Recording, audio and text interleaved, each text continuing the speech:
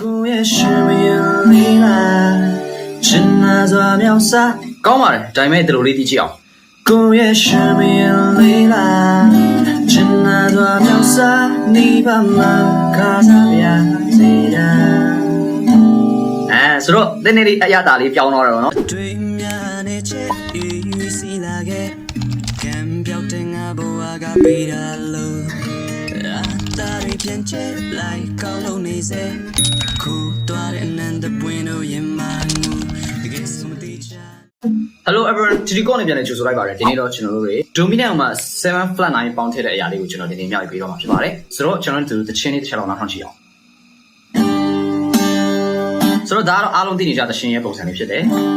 ကိုရဲ့ရှင်မင်းလေးလားချင်နာစွာမြောက်စားကောင်းပါတယ်ဒါပေမဲ့ဒီလိုလေးသိကြည့်အောင်ကိုရဲ့ရှင်မင်းလေးလားချင်နာစွာမြောက်စားနေပါမှာကားစားပြစေတာဆိုတော့ဒီနေ့လေးအရသာလေးပြောင်းတော့တယ်နော်ဆိုတော့ဒါကိုကျွန်တော်တို့7 flat 9 ပေါင်းထည့်တယ်လို့ခေါ်ပါတယ်ဘယ်နေရာမှာ7 flat 9 ပေါင်းထည့်လဲဆိုတော့ကျွန်တော်တို့သိတာရှိအောင်တော့ပထမဆုံးကျွန်တော်ဒီရဲ့ chord progression ကိုကျွန်တော်4 5 6 progression လို့ခေါ်ပါတယ်ဗျအဲ့တော့ဘာလို့4 5 6 progression လို့ခေါ်လဲဆိုရင်တွားတဲ့ chord တွေက fa sol la ဆိုမှတွားထားတယ်ပေါ့နော် C family နဲ့ချိန်မယ်ဆိုရင် F G A minor ဆိုမှတွားထားတယ်ပေါ့နော်ဆိုရင် fa sol la ပေါ့နော် C family ထဲမှာ4 5 6ဆိုတဲ့ chord ပုံစံကိုယူထားတာဖြစ်ပါတယ်အခုကျွန်တော်တီးတဲ့တခြင်းမှာကျွန်တော်က G family ကိုသုံးထားတာပေါ့နော်ဆိုတော့ G family ရဲ့4 5 6ကဘာတူလဲဆိုရင် C D E minor ပေါ့နော်ဆိုတော့ရှင်ဘင်းလေးဆိုတဲ့တခြင်းထဲမှာပါတဲ့ကောက C D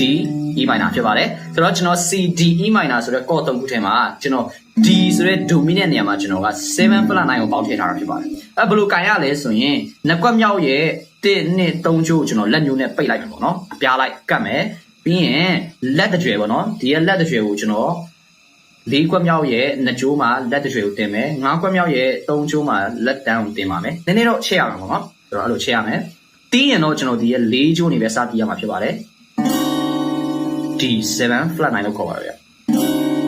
အဓိကသူ့ရဲ့ tension က E minor ကိုတွားဖို့အတွက်ပေါ့နော် E minor ကိုတွားဖို့အတွက်သုံးတာဖြစ်ပါတယ်ဒီ 7 flat 9ပေါ့နော်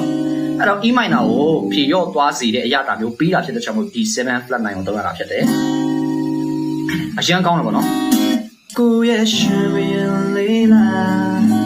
ချင်နာသွားမြောက်စားအရင်ကလာတော့တယ်နော်ပြောချင်တာ E minor ကိုတွားဖို့အတွက်ဆွဲဆန့်ပေးလိုက်တာသူက Okay ဆိုတော့တချင်းရတဲ့ဒီပုတ်ထဲမဟုတ်ပါဘူးတခြားတစ်ပုတ်လည်းရှိပါသေးတယ်ကျွန်တော်လောလောဆယ်တော့အများကြီးမရှာနိုင်ဘူးပေါ့နော်ဒါပေမဲ့နှစ်ပုတ်တော့ပြင်ဆင်ထားတယ်နောက်တစ်ပုတ်က in Jesus name ကိုပြောတယ်အဲ့ဒီ English ချင်းထဲမှာလည်းပဲဒီ chord အမျိုးအစားကိုသုံးထားတယ်ပေါ့နော် fa sol la ဆိုတဲ့ပုံစံမျိုးကိုသုံးထားတယ်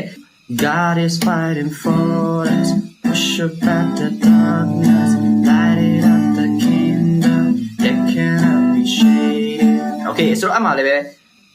C D E minor ပေါ့နော်အဲ့ဒါပဲသုံးထားတယ်အဲ့ဆိုတော့အဲ့ရဲ့ C D E minor နေရာမှာကျွန်တော် D7 flat 9သုံးချိန်မယ် God is fighting for us push back the darkness light it up the kingdom they cannot be shaken Okay ဆိုတော့အရင်ကောင်းတော့နော်အဓိကဒီရဲ့ D7 flat 9ကိုသုံးရချင်းကတော့ကျွန်တော် E minor ကိုတောင်းမှဖြစ်တဲ့ကြောင့်မို့သုံးတာဖြစ်ပါတယ်ဆိုတော့4 5 6ဆိုတဲ့ progression သွားတဲ့တခြင်းတွေတွေ့ခဲ့မယ်ဆိုရင်ကျွန်တော်တို့ဒီရဲ့9ညမှာ9ရိုးရိုးသုံးတာမဟုတ်နဲ့7 flat 9ဆိုမှကျွန်တော်တို့သုံးလိုက်ခြင်းအဖြစ်6ကိုပြေရော့သွားစေ6ကိုသွားဖို့အတွက်ချွတ်ချွတ်ဖြစ်သွားစေပေါ့နော်နားထောင်လို့ကောင်းစေရပေါ့နော်အဲ့ဒါကြောင့်မို့ကျွန်တော်ဒီနေ့ဒီတင်ကားစာအနေနဲ့ကျွန်တော်7 flat 9ကိုမြောက်ပေးခြင်းဖြစ်ပါတယ်ဘုဟုတ္တရကြမယ်လို့လည်းမျှော်လင့်ပါတယ်ကျွန်တော်နဲ့အတူနောက်ဗီဒီယိုမှာပြန်တွေ့ကြတော့ပေါ့အားလုံးပဲ God bless you